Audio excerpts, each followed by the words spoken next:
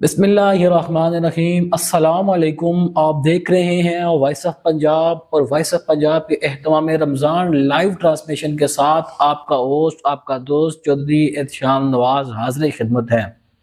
اہتمام رمضان live transmission جس کے سپانسرز ہیں ہمارے ساتھ Alkaf educational scientific research academy, Iqra smart school, میٹو welfare trust and Pak Paris bakery.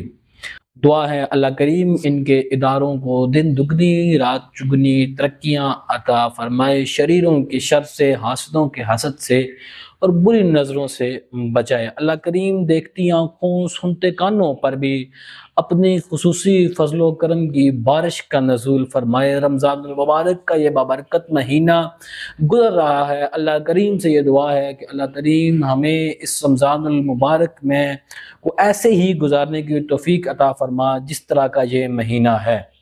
آج کا میرا پینل کسی تعارف کا محتاج نہیں، میرے ساتھ موجود ہیں حضرت علامہ فیض اللہ جمشید اور ان کے ساتھ موجود ہیں مشہور و معروف ثنا خان محترم حسن محمود صاحب، اور انہی کے ساتھ موجود ہیں مشہور و معروف ثنا خان حافظ وجاہت حیدر۔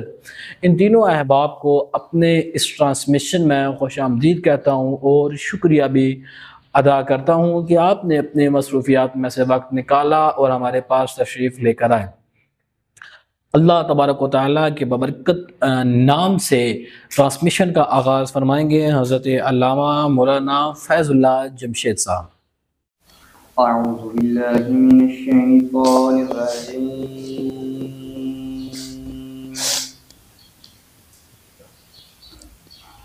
بسم اللہ الرحمن الرحیم۔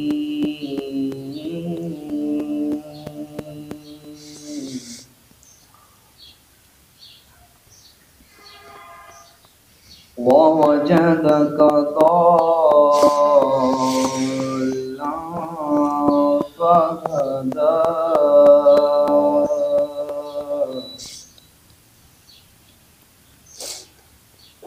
وَوَجَدَكَ عَائِلًا فَأَغْنَىٰ،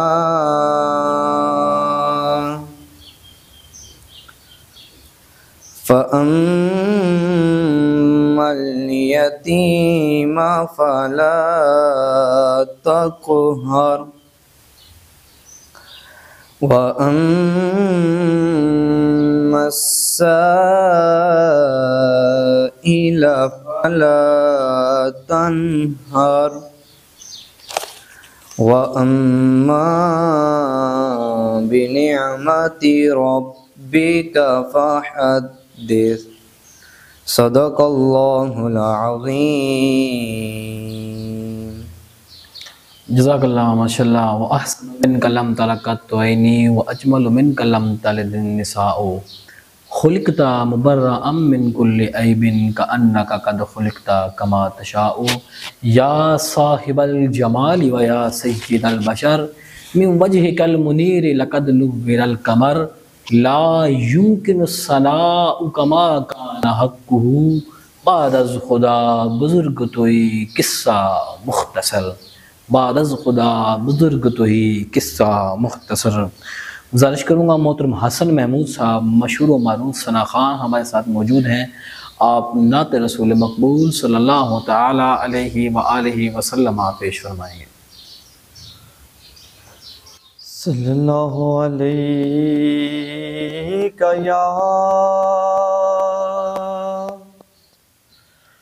یا رسول اللہ،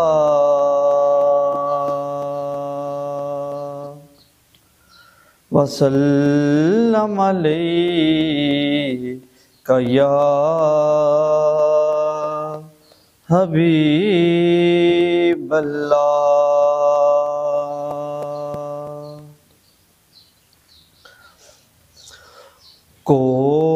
کوئی گل باقی رہے گا،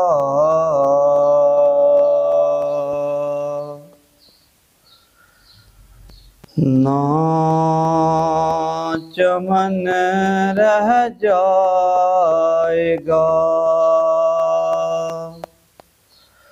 کوئی گل باقی رہے گا، نہ چمن رہ جائے گا، پر رسول اللہ کا دین حسن رہ جائے گا۔ جو پڑھے گا صاحب لولاک کے اوپر درود، جو پڑھے گا صاحب لولاک کے اوپر درود، آگ سے محفوظ اس کا تن بدن رہ جائے گا، رسول اللہ کا دین حسن رہ جائے گا۔ نام شاہان جہاں مٹ جائیں گے، لیکن یہاں نام شاہان جہاں مٹ جائیں گے، لیکن یہاں حشر تک نام و نشانے پنجتن رہ جائے گا، پر رسول اللہ کا دین حسن رہ جائے گا۔ اطلس و کم خواب کی پوشاک پہ نازا نہ ہو، اطلس و کم خواب کی پوشاک پہ نازا نہ ہو، اس تن بے جان پر خاکی کفن رہ جائے گا، پر رسول اللہ کا دین حسن رہ جائے گا۔ ہم سفیر و باغ میں ہیں کوئی دم کا چہچہاں، ہم سفیر و باغ میں ہیں کوئی دم کا چہچہاں، بلبلیں اڑ جائیں گی،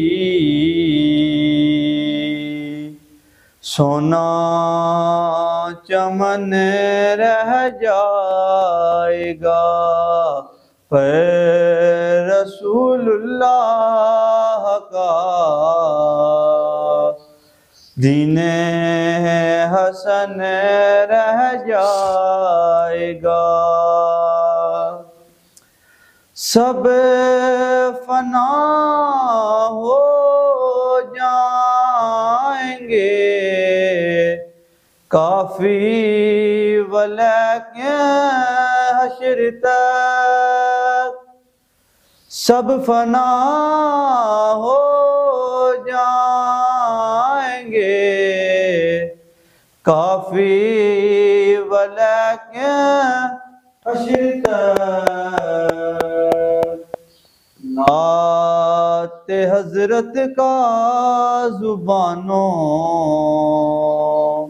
پر سخن رہ جائے گا، پر رسول اللہ کا دین حسن رہ جائے گا، کوئی گل باقی رہے گا، نہ چمن رہ جائے گا، پر رسول اللہ کا دین حسن رہ جائے گا۔ بے شک پر رسول اللہ کا دین حسن رہ جائے گا، ایسے ہی ہے بالکل، یہ ہر مسلمان کا یہ عقیدہ ہے کہ ہر چیز فنا ہو جائے گی، بس ایک چیز جو بچے گی وہ رسول اللہ کا دین ہوگا، وہ اللہ کا نام ہوگا، وہ رسول اللہ کا نام ہوگا، اور وہ کلمہ حق ہوگا۔ آوان میں میرے ساتھ موجود ہیں حضرت علامہ مولانا فیض اللہ جمشید صاحب۔ میں آپ سے یہ پوچھنا چاہوں گا کہ حضرت بتائیے گا کہ جو رمضان المبارک میں روزہ ہم رکھتے ہیں، اس روزہ رکھنے کا بنیادی مقصد کیا ہے؟ کیا صرف بھوک اور پیاس ہی مقصد ہے؟ بسم اللہ الرحمن الرحیم، الحمدللہ رب العالمین، والعاقبۃ للمتقین، والصلاۃ والسلام علی سید الانبیاء والمرسلین، اما بعد فاعوذ باللہ من الشیطان الرجیم، بسم اللہ الرحمن الرحیم۔ جو روزے کا شرعی معنی یہ ہے کہ خود کو طلوع آفتاب سے پہلے اور غروب آفتاب تک اپنے نفس کو، اپنی نفس کی خواہشات کو ترک کر دینا، ٹھیک، یعنی کہ خود کو کھانے پینے سے روک دینا جی، اور خود کو اللہ تعالیٰ کی عبادت میں مشغول کر دینا، اچھا، یہ روزے کے بنیادی اصول ہیں۔ جی، تو اس میں جو کوئی نیک کام کرے گا، جیسا کہ رمضان مبارک کی فضیلت یہ ہے کہ عام عموماً دنوں میں جب ہم کوئی عمل کرتے ہیں یا کچھ اور کرتے ہیں، جیسے کہ نماز پڑھتے ہیں، جی، تو روزے کے اندر جب روزے کی حالت میں ہوتا ہے، رمضان المبارک میں نفل کا ثواب جو ہے وہ نفل سے بڑھا کر فرض کے برابر کر دیا جاتا ہے، اور فرض کا ثواب جو ہے وہ 70 گنا کر دیا جاتا ہے۔ بے شک، تو روزے کا یہ بنیادی اصول ہے کہ اس سے تقوی اور پرہیزگاری حاصل ہوتی ہے، اچھا، اس وجہ سے ہم روزے رکھتے ہیں۔ اچھا، جیسا کہ قرآن پاک میں فرمایا گیا ہے کہ یہ روزہ جو ہے وہ اس امت سے پہلے بھی امتوں پر فرض کیا گیا تھا، تو یہ روزہ کب سے فرض ہوا ہے؟ کتنی قدیم جی، بات یہ ہے؟ روزہ بہت قدیم عبادت ہے، تو امت محمدیہ سے پہلے کی جو امتیں گزری ہیں ان پر بھی روزہ فرض تھا۔ اچھا، روزہ جو تقریباً فرض ہوا وہ 10 شعبان المعظم 2 ہجری کو فرض ہوا ہے۔ جی، اگرچہ پہلے کی امتوں کے روزوں کے دن اور ان کے احکام تھوڑے مختلف تھے، اچھا، مگر یہ روزہ بہت قدیم ہے۔ حضرت آدم علیہ السلام سے لے کر جناب عیسیٰ علیہ السلام تک یہ روزے فرض تھے۔ اچھا، امت محمدیہ کو جو روزے فرض کیے گئے وہ خاص ماہ رمضان مبارک میں کیے گئے۔ ٹھیک، تو یعنی صرف اسی ایک مہینے، اس سے پہلے امتوں پر زیادہ روزے تھے اور امت محمدیہ پر صرف ایک ہی مہینے کے روزے فرض ہیں۔ زیادہ کم کے بارے میں تو نہیں، یہ ہے کہ ان کے روزے کے احکام تھوڑے مختلف تھے، اچھا، ان کے روزے اور دنوں میں ہوتے تھے۔ ٹھیک، جو امت محمدیہ ہے وہ خاص ماہ رمضان مبارک کے اندر ٹھیک، روزے مجھے رکھتے ہیں۔ بتائیے گا اس روزے میں کون سے ایسے اعمال ہیں جو روزے کی تزئین و آرائش کا سبب بن سکتے ہیں؟ کون سے ایسے اعمال جو ہیں وہ روزے کی حالت میں کرنے چاہیے؟ جی، روزے کی حالت میں دیکھیں، روزے کا معنی یہ ہے کہ خود کو، اپنے نفس کی خواہشات کو ترک کر دیا جائے۔ تو اس کے اندر تو انسان خود عقل مند ہوتا ہے، تو اس کو دیکھ لینا چاہیے کہ جو اچھے کام ہیں، جو اچھے افعال ہیں، جی، اللہ تعالیٰ کی ذکر کرنا، نمازیں پڑھنا، اس کے اندر دیگر قرآن کریم کی تلاوت کرنا ٹھیک، اور اچھے اعمال کرنا۔ ٹھیک، اب جیسا کہ قرآن پاک کے بارے میں مثال مشہور ہے کہ الف لام میم یہ 3 حروف ہیں، جی، اور ایک حرف کے بدلے میں 10 نیکیاں دی جاتی ہیں۔ جی، اب یہی رمضان مبارک میں اس اجر بڑھا کر کئی گنا زیادہ کر دیا۔ ایک مثال ہے، ڈیلی کا ایک رکوع بھی آدمی پڑھ رہا ہے، یا ایک پاؤ پڑھ رہا ہے، ایک نصف پڑھ رہا ہے، یا ایک پارہ پڑھ رہا ہے، جی، تو پھر اس کا اجر کتنا ہے وہ اللہ ہی بہتر جانتا ہے۔ ٹھیک، تو انسان کو کوشش کرنی چاہیے کہ روزہ بھی رکھے اور روزے کے اندر جو اچھے اعمال ہو سکیں وہ کریں۔ اچھا، کن صورتوں میں روزہ معاف ہو سکتا ہے؟ روزہ معاف تو نہیں ہے، روزے کی رخصت ہو سکتی ہے، اچھا، جیسا کہ اللہ تعالیٰ نے قرآن میں فرمایا ہے فَمَن كَانَ مِنكُم مَرِيضًا أَوْ عَلَىٰ سَفَرٍ۔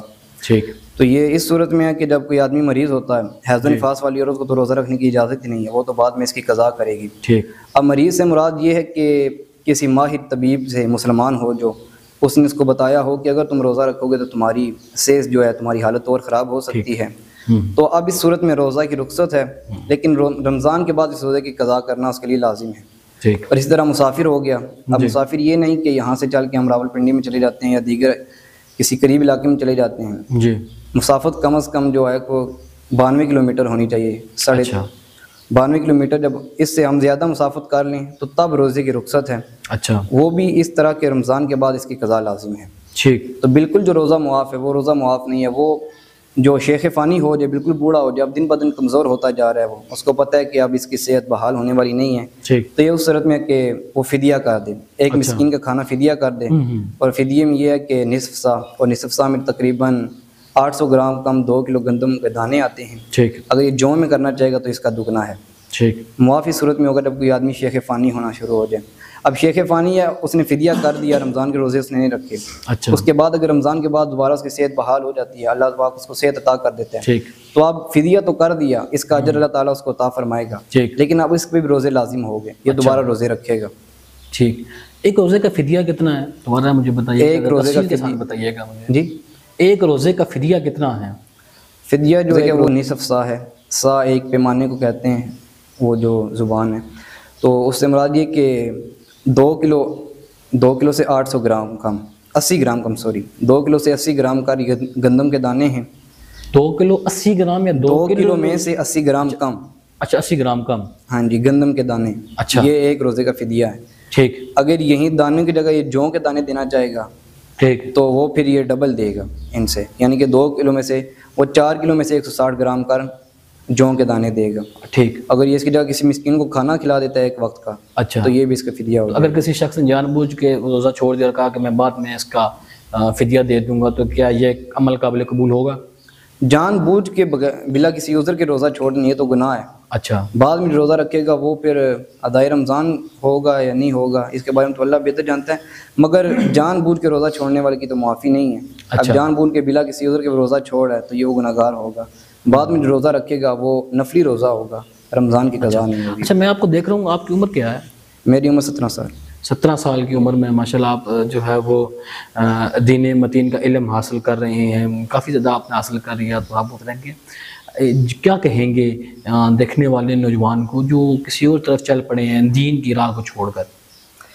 بس یہیں پیغام دینا چاہوں گا کہ آج کل کوئی پروفیسر بن رہا ہے، کوئی انجینئر بن رہا ہے، کوئی ڈاکٹر بن رہا ہے، اچھا، ٹھیک ہے آپ بنے، اچھی بات ہے، ترقی کرنی چاہیے، دینی علم کے ساتھ ساتھ دنیاوی علم بھی ہونا چاہیے، جی، مگر خاص آج کل کے جو طبقہ نے یہ کہتا ہے کہ حضور نے فرمایا کہ علم حاصل کرو گود سے لے کے گور تک، ٹھیک ہے، یہ بات بہت مشہور ہے، جی، تو حضور نے جس علم کا فرمایا وہ علم یہ دنیاوی علم نہیں ہے، وہ دینی علم ہے۔ اچھا، ٹھیک، اب ہم کئی پروفیسر دیکھتے ہیں، کئی بڑے بڑے ڈاکٹر ہم نے دیکھے ہیں جو انگلش تو فٹافٹ بول رہے ہوتے ہیں، فر انگلش بول لیتے ہیں، ٹھیک، جو کہ حالانکہ ہماری مادری زبان نہیں ہے، صحیح، مگر سیدھا دیکھ کر ان کو قرآن پاک پڑھنا بھی نہیں آتا۔ صحیح، تو بس اتنا ہی پیغام ہے کہ آپ ٹھیک ہے آپ دنیاوی ترقی بھی کریں، مگر دنیاوی ترقی کے ساتھ ساتھ آپ دین بھی سیکھیں، کم از کم اتنا ہو رہا ہے کہ قرآن آپ صحیح پڑھنا آ رہے ہے آپ کو۔ ٹھیک، آپ کون سے مدرسے سے تعلیم حاصل کر رہے ہیں؟ میں دعوت اسلامی سے۔ اچھا، کیا ماحول ہے وہاں کا؟ دعوت اسلامی والے اچھی تعلیم دے رہے ہیں؟ جی الحمدللہ اچھی تعلیم دے، فری آف کاسٹ پڑھا رہے ہیں آپ کو؟ جی فری آف کاسٹ۔ بالکل۔ آپ نے وہاں پہ رہائش رکھی ہوئی ہے، کھانا پینا وہیں؟ نہیں، میں ڈیلی گھر واپس جاتا ہوں۔ تو جو باقی وہ ہیں رہنے والے طلباء، تقریباً 60+ اسٹوڈنٹس وہاں پہ رہائش ہیں، اچھا، تو ان کے میڈیکل کے جتنے اخراجات ہیں، کھانے پینے کے، ٹھیک ہے، سارے یہ ادارہ کرتا ہے۔ ٹھیک ہے، ادارہ کہاں سے کرتا ہے؟ یہ فنڈنگ جو ہوتی ہے، ڈونیٹ جو عوام کرتی ہے اس سے، اچھا، تو دیگر جو پھر طلباء تعاون فرما دیں اس سے کر دیتے ہیں، کوئی ایسی شخصیات ہو جائیں اچھا، وہ کوئی یہ کر لیتا ہے کہ جتنا میڈیکل خرچہ ہے وہ میں کروں گا، ٹھیک ہے، کہیں کہہ دیتے ہیں کہ جتنا بل آئے گا وہ میں دے دوں گا، کہیں کھانے کے اخراجات اپنے یہ لے لیتے ہیں۔ اچھا، اس رمضان المبارک میں لوگ بہت زیادہ صدقہ و خیرات کرتے ہیں، کیا صدقہ و خیرات ایسے ہی کسی مدرسے کو، جس طرح آپ پڑھ رہے ہیں کسی ایسے مدرسے میں ہم کر سکتے ہیں؟ جی مدرسے میں کر سکتے ہیں، لیکن اس سے پہلے یہ ہے کہ اپنے خاندان میں آپ کو دیکھنا پڑے گا، اپنے ریلیٹیوز میں دیکھنا پڑے گا، اچھا، کہ اگر آپ کے اپنوں میں کوئی موجود ہو جو صاحب مستحق کو جو واقعی اچھا، جو واقعتاً مستحق ہو. ٹھیک، اب کئی ایسے ہوتے ہیں کہ ان کے پاس صدقات و خیرات لے لے کے خود کا اتنا جمع ہو چکا ہوتا ہے کہ اب ان کے اوپر دینا واجب ہو چکا ہوتا اچھا، ہے. تو آپ دیکھیں اگر کہ آپ خاندان میں آپ کے عزیز و اقربا میں کوئی ایسا ہے، سب سے پہلے تو آپ اس کو دیں. ٹھیک، اگر کوئی نہیں ہے تو پھر باہر میں سے آپ دیکھ لیں جو حاجت مند ہے. اچھا، اگر نہیں ہے تو پھر آپ مدارس میں دے سکتے ہیں، مدارس میں دیں. دیگر جتنے بھی فاؤنڈیشنز ہیں آپ ان میں تعاون فرما سکتے ہیں. ٹھیک. مدرسے میں ہی کیوں دینا چاہیے؟ میں یہ سوچا تھا ایسے تو بہت سارے لوگ لینے کے لیے بھی آ جاتے ہیں، بہت ساری جگہ لوگ دیتے بھی ہیں، لیکن مدارس کا ہی کیوں انتخاب کیا جائے؟ دیکھیں مدارس کا اس وجہ سے کیونکہ یہ جو فیلڈ ہے اس کے مالی حالات اتنے اچھے تو نہیں ہوتے کہ سب کچھ اپنے سر سے کر سکے، اپنی پاکٹ سے کر سکے. ٹھیک. تو پھر یہ اس وجہ سے تعاون لیتے ہیں کہ جتنا اچھا ماحول ہوگا، جتنی اچھی ان کو فیسلٹیز دی جائیں گی، پھر اس حوالے سے اتنے مزید بچے آئیں گے، دین سیکھیں گے. ٹھیک. تو اس میں دینے کی وجہ یہ ہے کہ ان کو بھی آسانیاں ہو جائیں گی. اچھا، آگے سارا سال انہیں چلانا ہوتا ہے تو اس کے اخراجات اس میں سے نکل آتے ہیں. اچھا. میں نے تو یہ سن رکھا ہے کہ مدرسے والے بڑا مارتے ہیں. آپ کے دعوت اسلامی کے جس مدرسے میں آپ پڑھ رہے ہیں وہاں پر بھی ایسے ہی ہے؟ نہیں الحمدللہ مجھے 7 سال ہو گئے، 7 سال سے میں دعوت اسلامی کے ساتھ اٹیچ ہوں. اچھا. تو آج تک کوئی ایسا واقعہ نہیں ہوا کسی بچے کو ایسی مار پڑی ہو. ہمارے مرکز سے الاؤ ہی نہیں ہے. آپ کو نہیں پڑی ہوگی، باقی کو تو پڑتی ہوگی. نہیں کسی بچے کو میرے سامنے نہیں پڑی. ہمارے مرکز سے الاؤ ہی نہیں ہے کسی بچے کو مارنا. اچھا. دین کے ساتھ دنیاوی تعلیم بھی دیتے ہیں؟ جی الحمدللہ دین کے ساتھ دنیاوی تعلیم بھی دے رہے ہیں. دنیاوی تعلیم دینے کا کیا انتظام ہے؟ یہ جس طرح کلاسز ہوتی ہیں باقی درس نظامی کی اسپیشل اسی طرح باقاعدہ اسی کی کلاسز بھی ہوتی ہیں ساتھ ساتھ. ان کے لیے الگ سے ہم نے باہر سے ٹیچر ارینج کیے ہوتے ہیں. ٹھیک. تو وہ ہمیں دنیاوی تعلیم دے رہے ہیں. ٹھیک ٹھیک. ایک مسلمان مرد و عورت کے لیے دین کا علم حاصل کرنا کتنا ضروری ہے اور کتنا علم حاصل کرنا چاہیے؟ حاصل کرنا کتنا ضروری ہے یہ تو اب میں نے پہلے عرض کیا کہ علم حاصل کرنا گود سے لے کے گور تک. انسان جو ہوتا ہے وہ ساری زندگی طالب علم ہی رہتا ہے. ٹھیک. امام غزالی کا قول ہے من قال انا عالم هو جاہل، کہ جس نے کہا میں عالم ہوں. ایک مثال ہے کہ انسان 8 سال پڑھنے کے بعد خود کو ظاہر کرتا ہے، لوگوں میں بڑا پن دکھاتا ہے کہ میں عالم بن گیا ہوں. اچھا. تو امام غزالی فرماتے ہیں من قال انا عالم هو جاہل، جس نے کہا میں عالم ہوں وہ جاہل ہے. اچھا. کیونکہ انسان ساری زندگی طالب علم کی زندگی گزارتا ہے. ٹھیک. ساری زندگی ایک طالب علم بن کر رہے. یہ بڑی پیاری بات کی ہے. میں نے تو یہ دیکھا ہے کہ لوگ واقعی 8 یا 9 سال پڑھ دیتے ہیں، اپنے ساتھ علامہ مولانا اور مفتی لکھتے ہیں اور اس طرح کی باتیں کرتے ہیں، ہمارا اسٹینڈرڈ نہیں ہے، یہ نہیں ہے تو وہ نہیں ہے. تو کیا یہ بات درست ہے؟ نہیں بالکل بھی درست نہیں ہے، سراسر غلط بات ہے. علامہ جو لفظ علامہ ہے یہ عرب کے اندر مشہور ترین جو بولا جاتا ہے یہ بڑے بڑے علماء کے لیے ان کے پاس بہت زیادہ علم ہو. ٹھیک. یہ علامہ علم کی ایک جمع ہے. جی. یہ بہت زیادہ علم والے جس کے پاس بہت زیادہ علم ہو یہ اسے علامہ، عرب زبان کے اندر یہ اسے علامہ کہا جاتا ہے. ٹھیک. یہ 8 سال پڑھ کے یا 4 سال پڑھ کے اپنے نام کے ساتھ علامہ لکھوانا، خود کو بڑا ظاہر کرنا کہ میرے پاس بڑا علم آ گیا، یہ طریقہ صحیح نہیں ہے، اس سے بچا جائے. ٹھیک. غرور و تکبر سے بچنا چاہیے نا، جس کے بارے میں سلطان باؤ نے فرمایا تھا کہ پڑھ عالم کرن تکبر ملا کرن بڑے آئیاں. تو یہ آپ نے دیکھا ہے نا کہ آپ کی ہی فیلڈ میں بہت سارے ایسے حضرات موجود ہیں جو علم اور پڑھنے پر اور اس طرح کے مطالعے کی بنا پر فخر اور غرور اور تکبر کرتے ہوئے نظر آتے ہیں. ایسا ہی ہے. ٹھیک. تو کیا ان چیزوں سے بچنا، علم حاصل کرنے کے بعد انسان کو عاجز رہنا چاہیے یا متکبر ہونا چاہیے؟ جی علم کی اکڑ تب تک ہوتی ہے جب تک اس علم کا سمجھ نہ ہے. پھر میرے علی شاہ صاحب ان کے پاس کتنا تھا، بہت علم تھا. اچھا. جب حضور کا دیدار ہوا تو آپ نے کیا لکھا؟ آپ نے فرمایا پڑھیا لکھیا صاحب بلا رہی ہیں، ایک کو نام سے جڑدا گا رہی ہیں، رگ رگ تے لول مساواں نال دل لگڑا بے پرواہ نال. علم کی اکڑ تب تک ہوتی ہے کہ جب تک انسان اس علم کو سمجھے نہ، اس علم کے اوپر پورا اتر نہ جائے، عمل نہ کر لے. تو اگر جو 8 سال پڑھنے کے بعد بھی خود کو بڑا ظاہر کر رہا ہے کہ میں عالم ہوں، میں فلاں ہوں، میں مفتی ہوں، تو مجھے بتایا وہ اس نے 8 سال میں پڑھا کیا ہے. کیونکہ ہمیں تو جو پڑھایا جا رہا ہے وہ تو یہی ہے کہ عاجز بن کے رہیں، عاجزی کی زندگی گزاریں، خود کو اللہ اور رسول کے سامنے جھکا دیں. اور جو 8 سال پڑھنے کے بعد بھی سر اٹھا کے چلتا ہے، دوسروں کو نیچا دکھاتا ہے، پھر مجھے بتائیں اس نے کیا پڑھا ہے. بہت خوبصورت آپ نے بات کی. اسی طرح معاشرے میں اندر جو بیرا روی کا اختیار ہے اور شخص ہی دوسرے شخص کو کچھ نہیں سمجھتا. میں صرف ایک آپ کے ہی دینی اور مذہبی حوالے سے بات کرنا یہ مناسب نہیں ہوگا. ایسے ہی ہے ہر شخص جو ہے وہ ہر محکمے کے اندر ہو، ہر طبقہ فکر کے اندر ایسے لوگ موجود ہیں جو دوسرے بندے کو بندہ ہی نہیں سمجھتے. یہ ان ساری چیزوں سے آخر نجات کب ہمیں حاصل ہوگی؟ فلاں کہتا ہے میں ملک ہوں، کوئی کہتا ہے میں بڑا چودھری ہوں، میں یہ ہوں. تو یہ جو میں ہے، یہ جو بڑا پن ہے، یہ کس طرح ختم ہوگا معاشرے کے اندر سے؟ یہ اس کا ختم کرنے کا ایک علی آگے پڑھ رہے تھے کہ سب فنا ہو جائیں گے لیکن کافی و لیکن یہاں اچھا حشر تک نام رسول ہاشمی رہ جائے گا. ٹھیک. سب نے جب فنا ہو جانا ہے، جب ہر چیز فانی ہے، ہمیں پتہ ہے کہ ہر چیز نے فنا ہو جانا ہے، کسی نے یہاں باقی نہیں رہنا. ٹھیک. تو ہم دن رات یہ سنتے ہیں، جمعہ پڑھنے جاتے ہیں وہاں بھی ہمیں یہی بتایا جاتا ہے کہ سب فنا ہو جائیں گے، اچھا صرف جو قائم رہے گا وہ دین متین ہی ہے. جی یہ سب باتیں ہماری عقل میں آنے کے باوجود بھی ہم نہیں کرتے. تو اس کا حال یہی ہے کہ آپ قرآن پڑھیں، قرآن کی تفسیر کو پڑھیں، ترجمے کے ساتھ پڑھیں. انشاءاللہ قرآن کی یہ برکت ہے، قرآن کی یہ نعمت ہے کہ جو پڑھتا گیا ہے، جو اس کو معنی کو سمجھتا گیا ہے، اس نے سچے دل سے پڑھا ہے، ٹھیک، وہ تو عاجز بن گیا. اچھا. واہ واہ. اللہ تعالیٰ سے دعا ہے کہ اللہ تعالیٰ ہمیں عاجزی اختیار کرنے کی اور عاجزی سے بھرپور زندگی گزارنے کی توفیق عطا فرمائے. میرے ساتھ موجود ہیں مشہور و معروف ثنا خان محترم حافظ وجاد حیدر صاحب. بہت شکریہ بھائی آپ تشریف لے کر آئے ہیں. مجھے آپ اپنے اس عنوان کے آخر میں نعت سنائیں گے یا منقبت سنائیں گے؟ جی بسم اللہ سنائیں.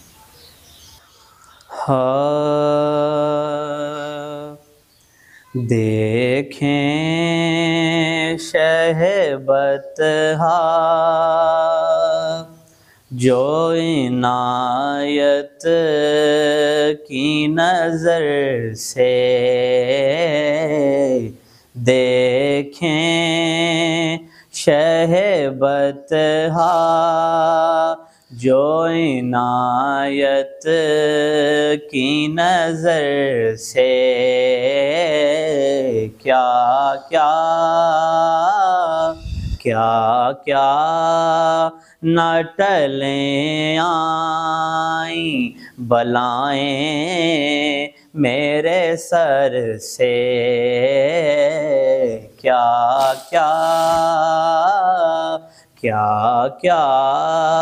نہ ٹلیں آئیں بلائیں میرے سر سے.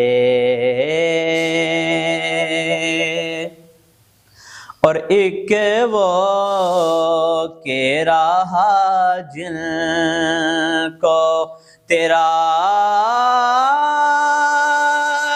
دور میسر،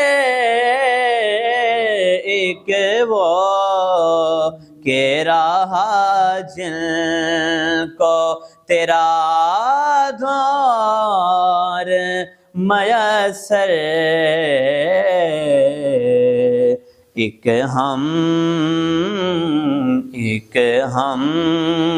جو تیرے لمحہ دیدار کو ترسیں،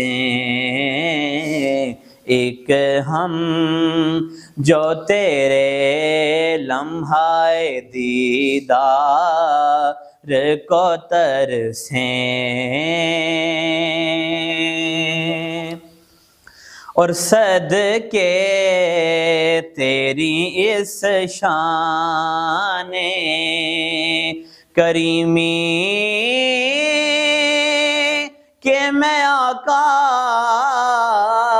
صدقے تیری اس شان، صدقے تیری اس شان کریمی کہ میں آقا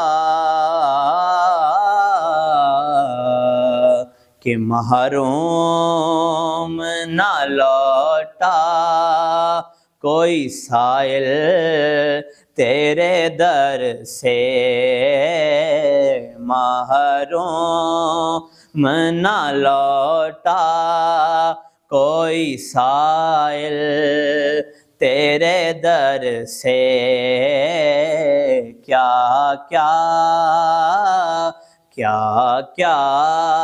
نہ ٹلیں آئیں بلائیں میرے سر سے.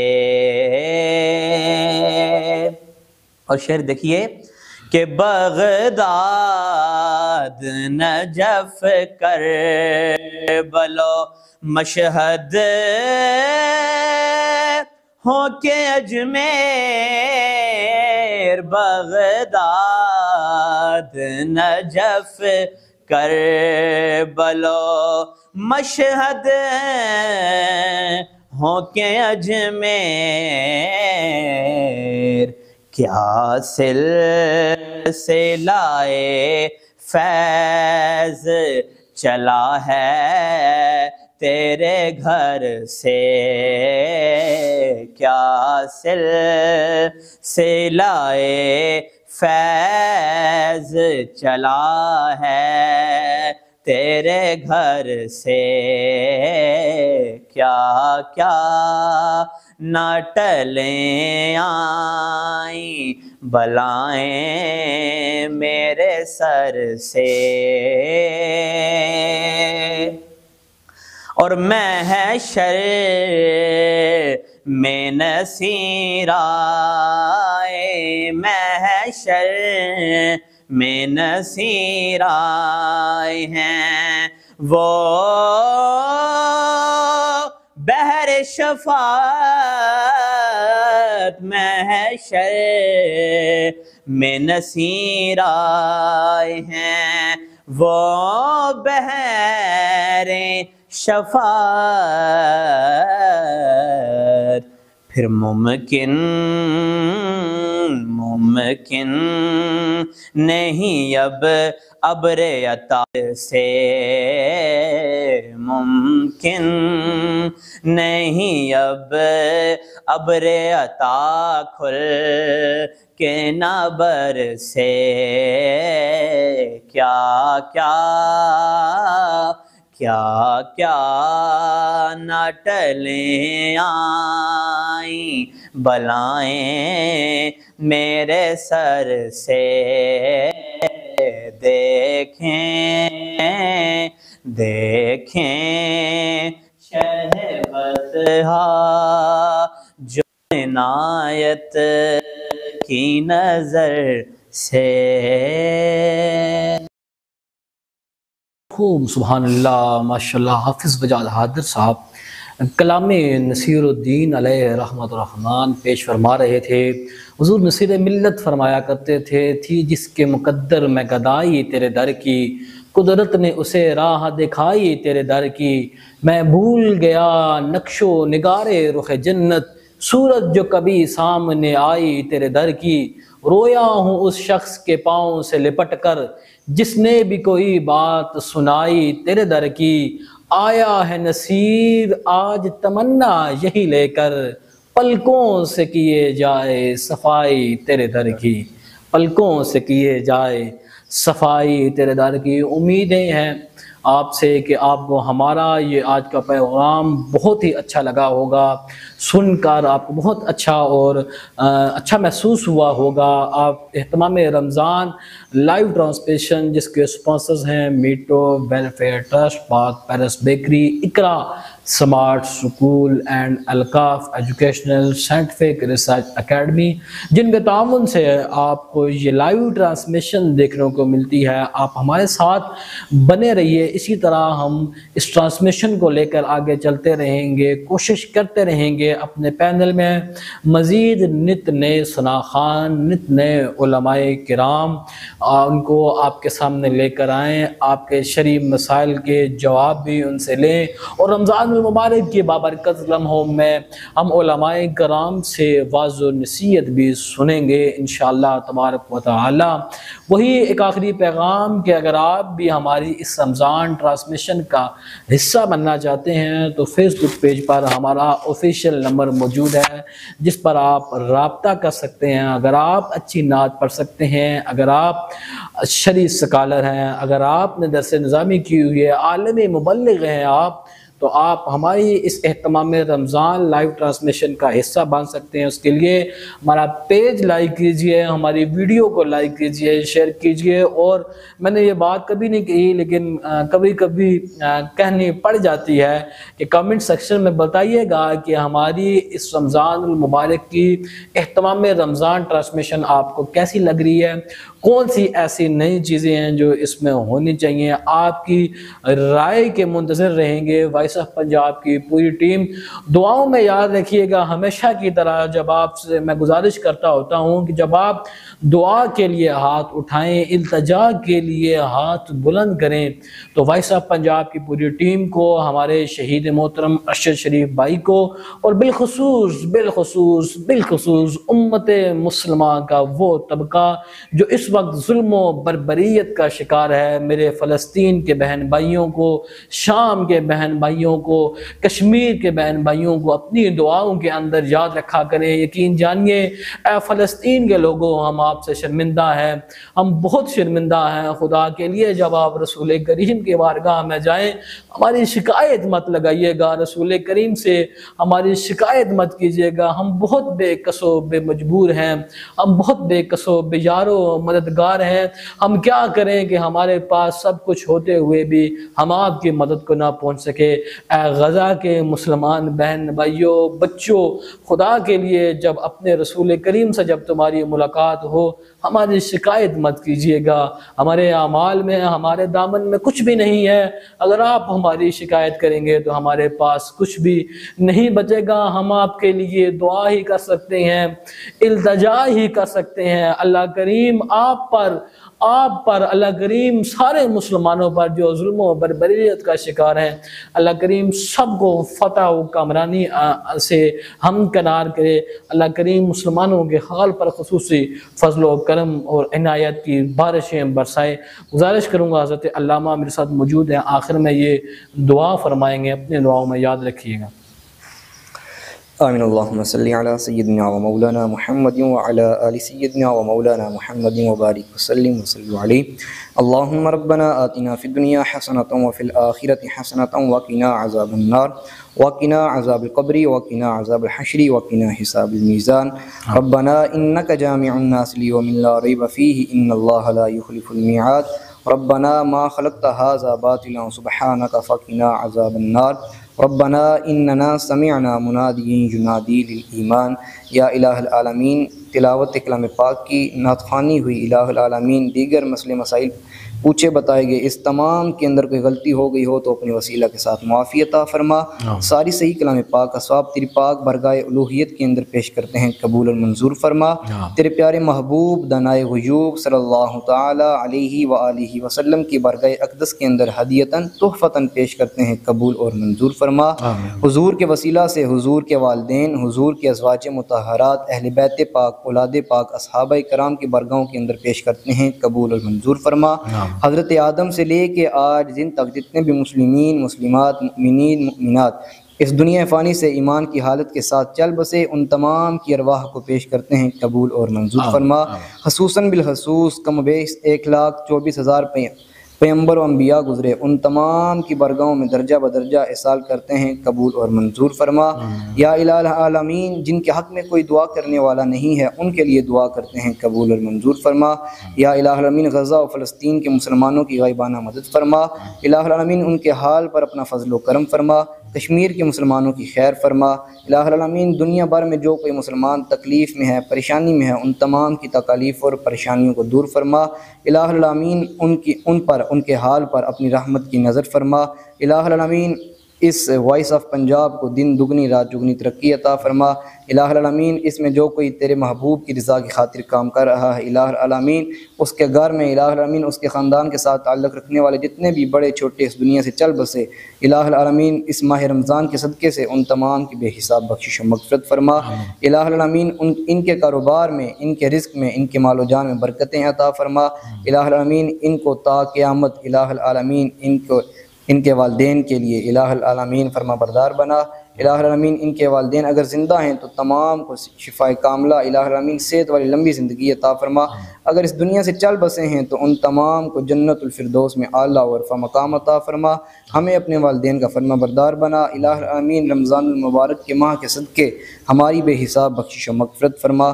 کہتے رہتے ہیں دعا کے واسطے بندے تیرے، کر دے پوری آرزو ہر بے کسو مجبور کی۔ الہی جب ہم سب کا وقت اخیر ہو، آنکھوں کے سامنے رخ سراج منیر ہو، زباں پر اس کلمے کی تقریر ہو، پڑھتے چلے ہم سب لا الہ الا اللہ محمد الرسول اللہ۔ الہی بحق کے بنی فاطمہ کے برکول ایما کنی خاتمہ، اگر دعوتم رد کنی ور قبول، منو دست و دامان آل رسول۔ شہاب کس نوازی کن، طبیبہ چار سازی کن، مریض درد عصیانم اغثنی یا رسول اللہ۔ قلت حیلتی انت وسیلتی، ادرکنی ادرکنی ادرکنی یا رسول اللہ۔ وافوض امری الی اللہ، ان اللہ بصیر بالعباد۔ وصلی اللہ تعالی علی حبیبہ محمد وعلی آلہ واصحابہ اجمعین برحمتک یا ارحم۔